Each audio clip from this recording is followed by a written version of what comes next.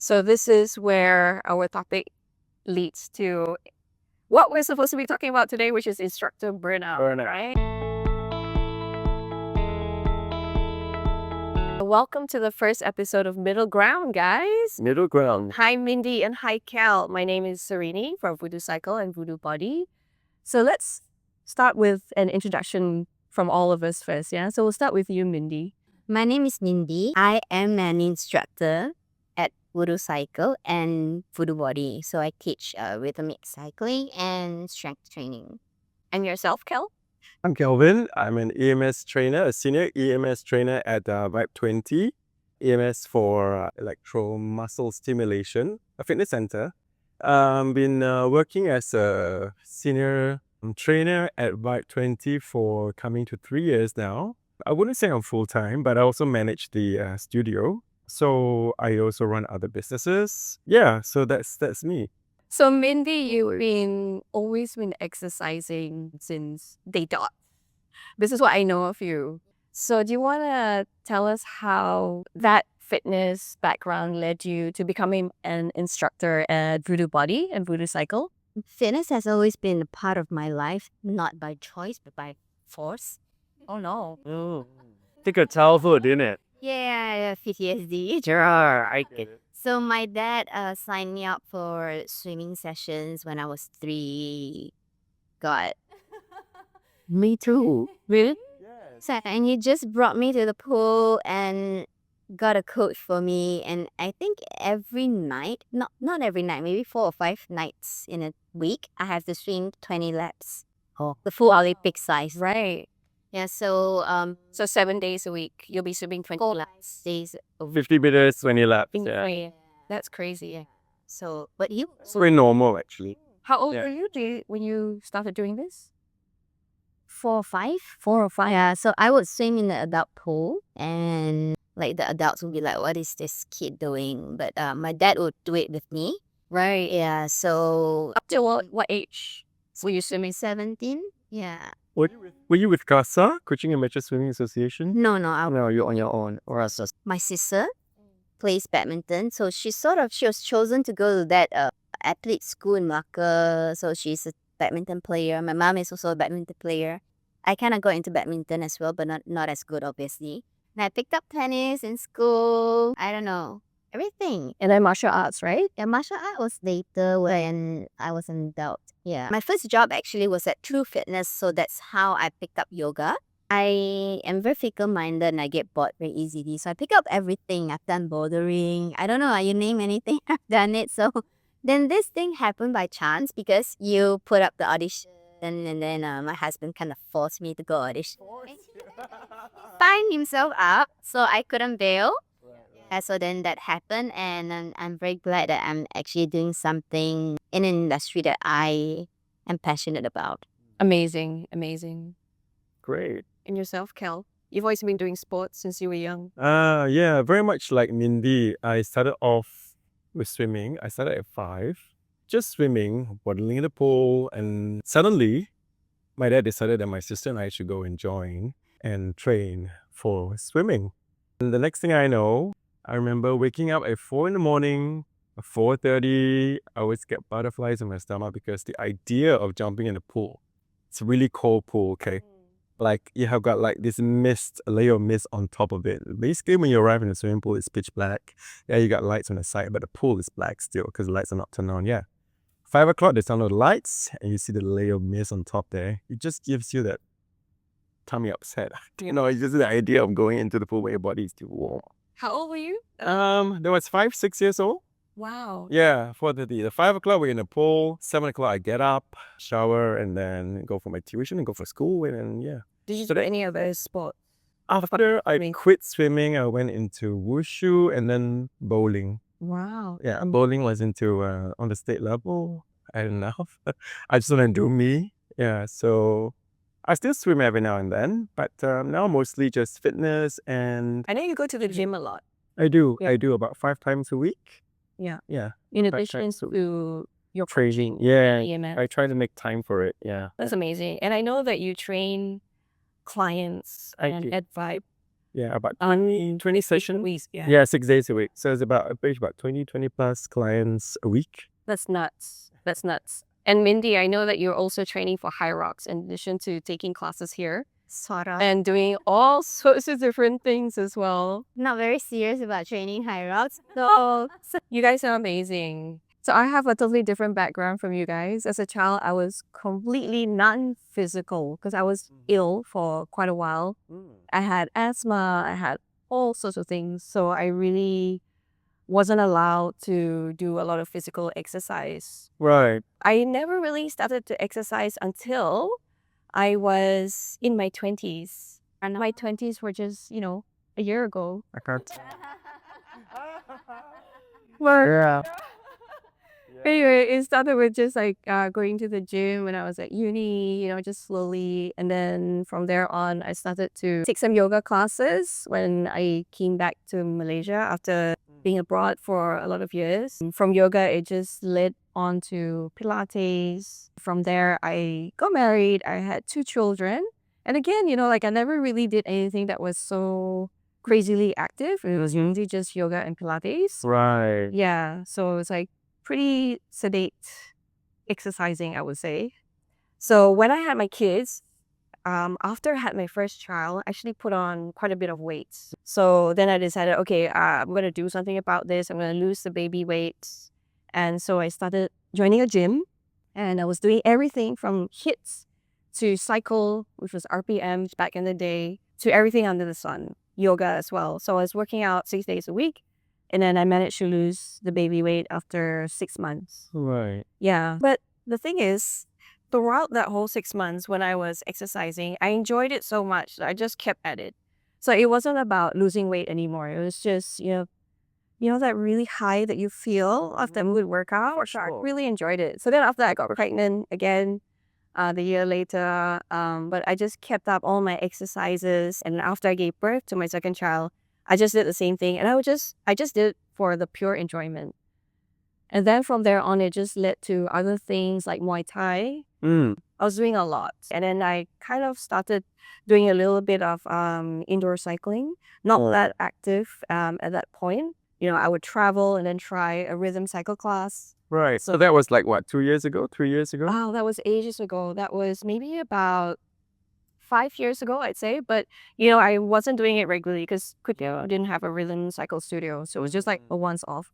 Yeah. So I would go with my sister-in-law, and we just fell in love with it. And so we decided, oh, it would be great if Kuching had something like this. Yeah. So that's when we started VoodooCycle. And then, the pandemic hit. So we were stuck at home. So we tried to meet up with our trainee instructors on Zoom and just try and cycle together on Zoom. But it was really during the pandemic that I really delved into fitness. It was just crazy because there was nothing much to do. So I was working out 3-4 times a day. It was crazy. And I'm sure you were doing Yeah. My fitness routine during the pandemic was exceptionally on point. Everything was on time as said. Yep. Nothing comes in and butts you in the way. Yeah. And you just have to, you just go get it. And nutrition is also fantastic. Yes. Which, I'm happy to say. that was my leanest during the Kind of miss that actually. But we don't want a pandemic back.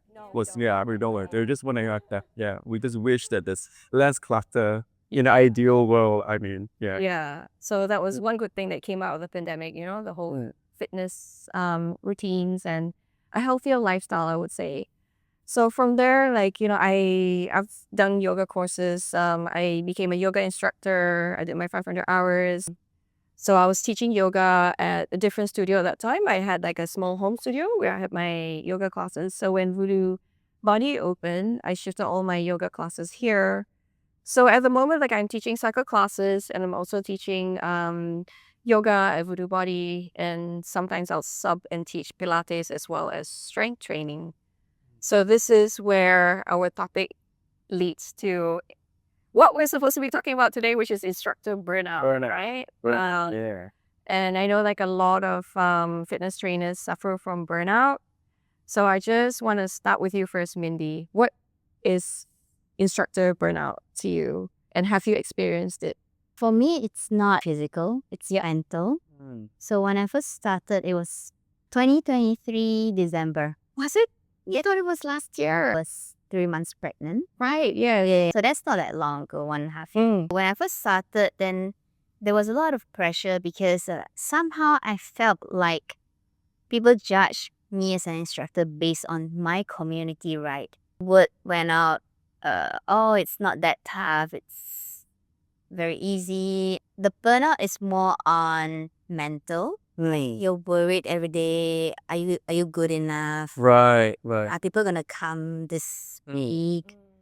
And when nobody turns up, then It does affect you mentally, yeah. yeah. So my burnout is more mental. So there's nothing I can do about it. Just kept going. I think it's that. So when I started out for VoodooBody, then no one came for my community. So it was another, oh my god, is it another thing? So the as a cycle instructor, it lasted throughout until I took a break, a maternity break. And when I came back quite quickly because I wanted to pick up from where I left myself, not as in comparison to others, but what I've lost in time on my own. And I was so nervous because what if people remember me from when my community, right, a year ago? I was very nervous about it. But I think with time, then I start to learn that it's not about me. It's just that everyone, they're paying the money. Yeah. So they have the rights to choose whoever they like, whatever timing that is suitable. So you just have to keep going at it.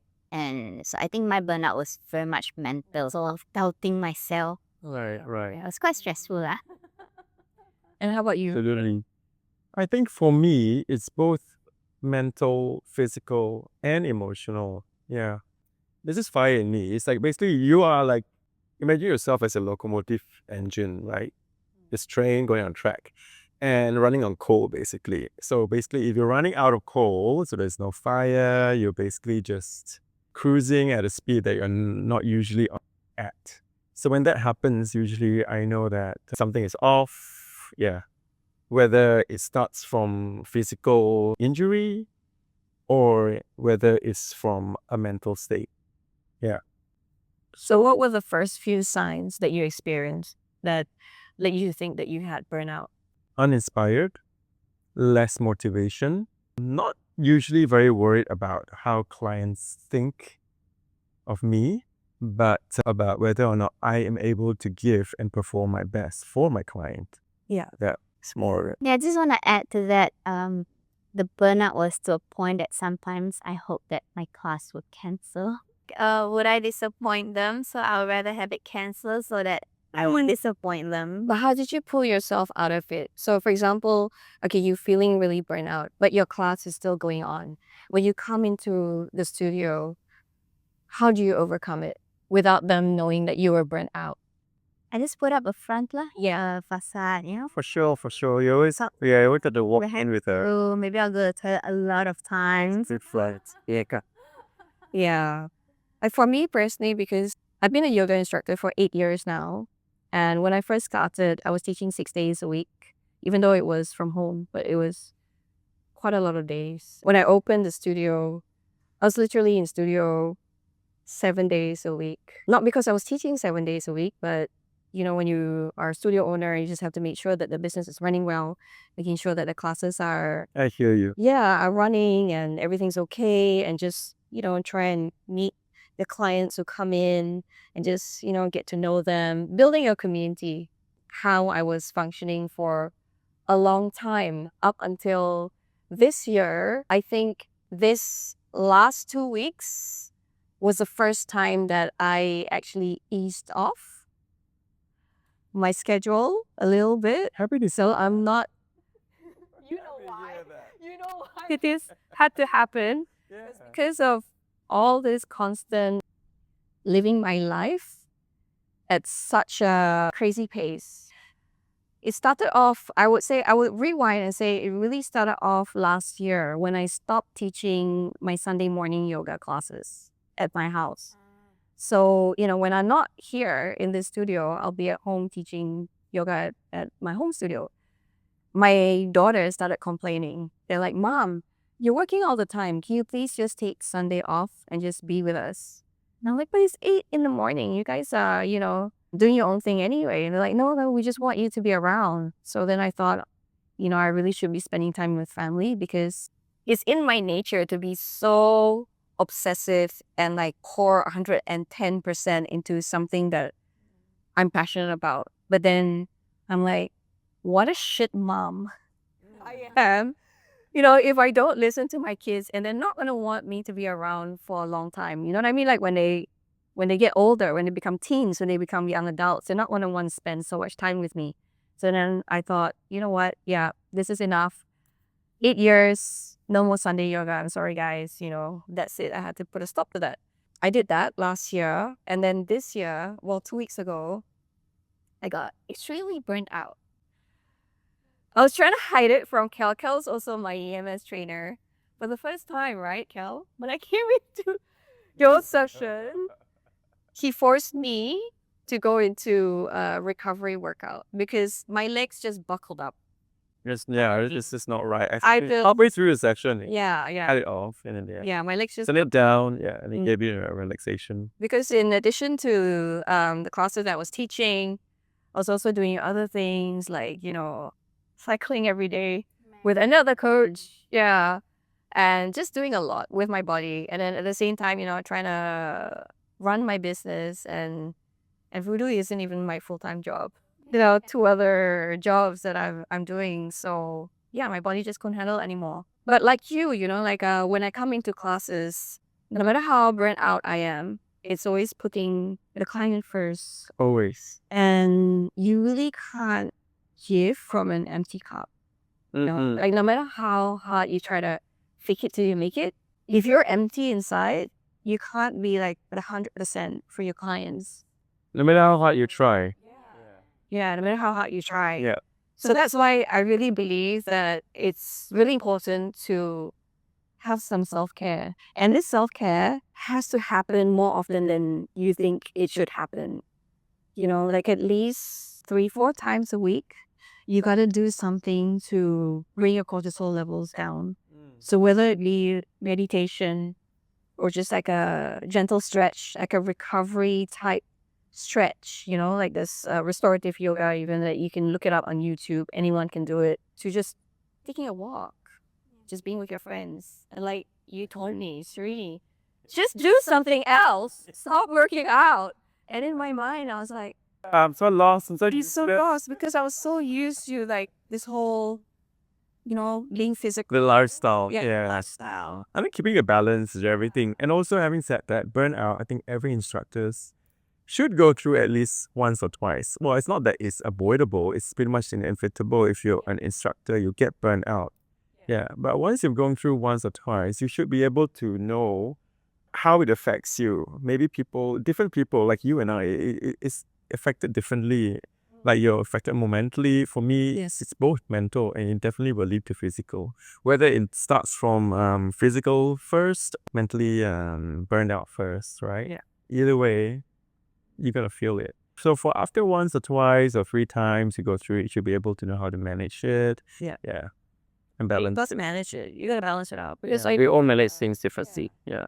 I know that a lot of people who are also very physical in their lives, they may not be instructors, but they just do a lot of physical activity and they see self-care as being lazy, But I think people should be more aware that self-care and balance is really, really important for longevity. Because otherwise you're just going to burn yourself out and then you can't do the things that you love. Longevity, yeah. It's just longevity. One day in a week that I potate, I lie on the couch and I watch TV the whole day. Yeah, just do it. Do whatever you need to, de-stress. Yeah. When I reach my max of burnout, that's what I do too. Every night. Sleeping is the other thing, like I'm trying really, this is my other challenge right now is to sleep at least 8 hours a night. I'm learning to. I used to be really good with sleep before. How do you learn to sleep 8 hours a night if you're doing like 6 or 7? Like, so you just You want to have increase. to put your phone away, put your gadgets away, and just force yourself to just lie there and do nothing. And if you have to read, it's actually best to read a physical book because the eyes Yeah, I totally agree.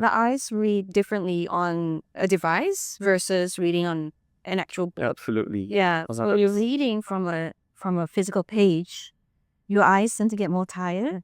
So you're able to decompress and then go to sleep. Really usually put. Yeah. I mean, I preach this all the time to my clients. You got to do this, this. But as trainers, you never, it's like doctors, right? They never take their own advice. I know. I just sleep 8 hours a day. It's amazing. That's so good. It's skip 8 hours a day. I am very cranky. So it's not good for my Yeah, friends or my family. that's really good. Yeah, that's great. I'm envious of the amount of sleep you get. So which brings me to the topic of social media. So you're seeing all these fitness influencers on social media. Do you feel pressured by it? What's your take on that? Do you feel pressure to live up to their expectation? I'm 46 years old. This year. Okay. You look 24. Thank you. Sorry? We're all not that far. Yeah, we're all around the same age. Oh no, hello. You just said 26 last year, didn't you? Yeah, so I was gonna say that no, I'm not. When it comes to what I see on social media, doesn't really pressure me in the sense that I don't feel that I need to look like them or I need to do what they're doing. Because I think for every instructor or every trainer, you gotta be your authentic self. I mean, first of all, search deep in you, who you really are, bring the real you, I think that way it comes across more authentic. And when you're authentic, it's easier to build trust, credibility, and easy to break the ice. And that way also it's easier to sustain your image Exactly. as a brand. Yeah, for your brand. So don't try too hard. Keep things, start simple and slowly develop from there, depending on what your clients needs. Yeah. Yeah, so that's my take on the topic at hand. How about you, Mindy? Especially in cycling, you see so many cycle instructors post, all their reels, their videos, and doing really high energy classes. Do you tend to compare yourself to them? Not really, because I'm not a person who compares myself with others, but I'm very harsh about comparing myself with myself. It's always, yeah, absolutely, agree. But I'm not very much affected by social media in the sense of whether it has affected my self-esteem or not. But I know that it affects a lot of people. Even like our clients, they would come to me and say that, oh my God, you're my inspiration. No, you are your own inspiration. Like, I don't like people saying that, because then there's a pressure of whoever that person is to be like, to look like, or to be able to work out like you, because everyone's 100% is different. Exactly. This is a very important message that I think everyone should get, that whatever that you see on Instagram or online is not real. It's the stars, it's the lighting. Everyone should know by now. But they still compare. Yeah. Sometimes they say, oh, you're my inspiration, I look like you. I do edit my photos. I think it's okay to be inspired and be motivated by certain reels or certain posts, but you gotta do a reality check. Yeah, that's all it is. I think, and for what you asked about, like the spin instructors, their performance and all that, their high energy, I'm not there yet, but 5 years, 10 years, I'll get there. It's just your own timeline, yeah. Well, you are inspired by them, which I think it's not wrong for your clients to be inspired by you. You know what I mean? So when they see you working out, at least it motivates them to come into the studio and try and, better their lives by working out. So just take it.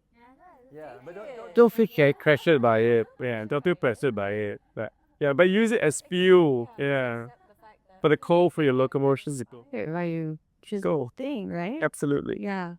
And those clients will follow you on your journey and don't feel the pressure to be perfect all the time, because nobody is perfect all the time. So it's really good that they see another side of you. So, we can just also show them that, hey, today I'm not really feeling it either, so I think you're pretty perfect. You guys look perfect today. I mean, I just came from work and I'm like, what? Are we doing a video?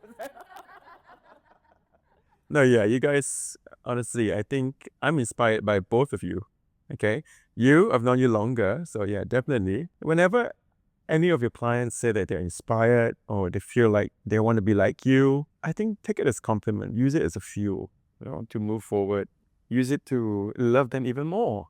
The more you love them, the more you give. for me, like when a client says that to me, I use it as a way of encouraging them to, hey, come work out with me. Yeah. Even when I'm not teaching a class. Let's do this together. Be on this journey together. I never see myself as the lead in a class, a main character. I've never seen myself as a main character in any story, to be honest. Even when I teach a yoga class, I never called myself a yoga teacher for the longest time. I still don't call myself a yoga teacher. I always say, okay, I'm leading this yoga class, but you're in it with me. We're doing this together. So it's the same thing with any clients that come in, or just, anyone who messages me on my social media. I have a lot of people asking, oh, how do I start? I'm like, well, just come in with me, we'll go and join Mindy's class or so-and-so's class. We'll do it together. So yeah, I think inspiration is a good thing. It's a really good thing. Yeah. Yeah. It do make you feel pressure, because sometimes if you feel pressured, maybe don't show it. It's not more of a pressure. It's like, I'm really imposter syndrome. Like, no, there's someone else better. For sure, yeah. There's always somebody's better. There's always. But Yeah. they're not you. Yeah. Do you? So do you have any advice for other fitness instructors on how they can avoid burnout? Talk to your friends, especially in the industries. Have a support group. Yeah. I'm quite glad that in Voodoo I found my support group. So whenever I feel burnout, then I let them know, take a break. Just ask someone else to help you. There's so many instructors. That's quite important. Yeah, to have a support group and just take a break. Yeah. Whenever you Take a break. have to. Yeah. Yeah. How about for you? I don't teach a group class. Mm. I think be more sensitive to your physical body first, and also emotional as well. At the moment you feel tightness in your muscles, this is just an example. If you feel tightness in your muscles, right? Don't ignore it for too long, because it's just an injury waiting to happen, basically. And when you're injured and then you start to feel, and you still have to perform for your clients, train them, but you know that you cannot do your best, and that will lead to frustration, and that will lead to mental tiredness and burnout eventually. If you start to the other spectrum, if you feel tired, mentally not motivated, eventually it will also lead to, injury as well. So this is what I mean by be more sensitive to your body, listen to it, keep a balance. Like what you said earlier. Do other things. Do other things. Yeah. Yeah. Unwind, meditation, a quiet day, keep it to maybe do a bit of flow yoga or stretching, something out of your routine. Self-love, I think, first, yeah. Because when you do classes, you give a lot. I think a lot of people don't really I think what you said is more mental. Yeah. More than anything. Correct. Because when you give to your client, when you're on the stage, right, and you're doing a cycle, you're leading a whole group of maybe 20 classes. They see you do your physical stuff on stage, but actually what you give a lot out is more of your energy, your vibe, your chi and everything. These are things that are not tangible. A lot of people don't quite understand unless they are an instructor, a proper instructor. You do give a lot, and that really drains you out. Yeah. I think another awesome thing is also to set boundaries. Mm. So don't overfill your plate. Be realistic with what you can do, for example, that week. You don't have to really think long term, but maybe week to week. Plan ahead, yeah. You gotta plan ahead. If your body's really not feeling it this week, try and plan your week so that you're not going towards physical burnout. So the number of classes that you teach, okay, maybe they may be set for the week, but in the times that you're not teaching, when you're training yourself, try to scale it back. This is what I feel. And then try and do other things, do something out of the ordinary, out of your routine. I agree. Yeah, so setting boundaries there. And also setting boundaries with your clients as well. So, when you come into a class and you're teaching them, sometimes I see this a lot, not just in this studio. The clients will be like, oh, come on, let's go out for a drink. Let's go out for a meal after this. If you're not feeling it that week, learn to say no. They'll understand, Yeah. You can say, oh, let's meet up another time, just set your boundaries. And I also know some instructors who don't even spend any time with clients. And that's fine as well, it's their choice. I don't go drinking or eating with them. Look, that's just because I just had a baby. at times tired. So, that I don't want to. You do you. Yeah, exactly. I don't have the space to just sing. Yeah, you do you, exactly. Yeah. I agree. Yeah. So, any last few words, Mindy, before we wrap this up? Not really. I've enjoyed the past 1.5 year of being an instructor, and into set short 1.5 year I'd had mental burnout. But you're really starting to build up your clientele, which is really amazing to see. Yeah, so it's quite rewarding ever since becoming a body instructor to see that the crowd grows. So it motivates me to wanna help them get better. Yeah. So that's my current push at the moment. Great. And yourself? I think if you're a full-time instructor or a part-time instructor and you build your own clientele, if every day is go time, take a time to stop. Tell us to stop. Just stop for a while. Just do a self-check, whether it's mind, physical, that's all you need. Check. And if something is off, do something about it, and keep a balance of your lifestyle. Yeah, I think if you're able to balance your life, your personal life, your fitness life, and your professional life, I think that way you'll be able to sustain longer this fitness, being a fitness instructor that you enjoy. I'm just going to add that when we were talking about self-care, I know a few instructors who actually go into high cortisol activities with self-care as well. You know what I mean? Like partying, drinking, doing high adrenaline sports. Very real, yes. It's very real. So the cortisol levels never really come down. Yeah. So I think Cortisol. I don't think it's wrong to do like, high adrenaline sports or anything, but you really need to scale back. Just really, really, come back to yourself and ground yourself. Because otherwise, Absolutely. when you come back to work, you constantly need that. When you come back to work, you'll be even more tired and you're wondering, oh, I've just had an off day, but I did this, and this, and you come back even more tired. So I think the type of self-care that you do on your off days is really important. I agree. Yeah, that's in my opinion. Because, I've been guilty of doing the same things. Me too. Yeah, I think all of us. When I was younger, I was able to sustain it better. I must say. Yeah. But I think you come to a point that you're so used to having that hype lifestyle. Suddenly things quiet down, you get lost. Yeah. For sure. You get lost and you don't know what to do or what to do with it. Yeah. This is what I find a lot. Especially in my yoga classes, or literally at the end of class when you go into meditation or a savasana, when you're just lying on the floor and just resting. A lot of people have trouble being with themselves and with their thoughts without any music, without any stimulation. And I think that's such an important time to really, ground yourself and clear your mind and bring your stress levels down. I think that's much needed. And breathing. A lot of people don't breathe. Yeah. They'll take deep breaths. I mean, they're breathing, but are they really breathing? You know what I mean? They're breathing. They're shallow breathing. It happens, especially when you get anxiety or when you're stressed. Yeah. Whether it's financial or work or anything family related. Your breathing it's just shallow and you just have to remind yourself. Yeah, I do that nowadays. Yeah. I do know. It's just breathe. Remember, breathe.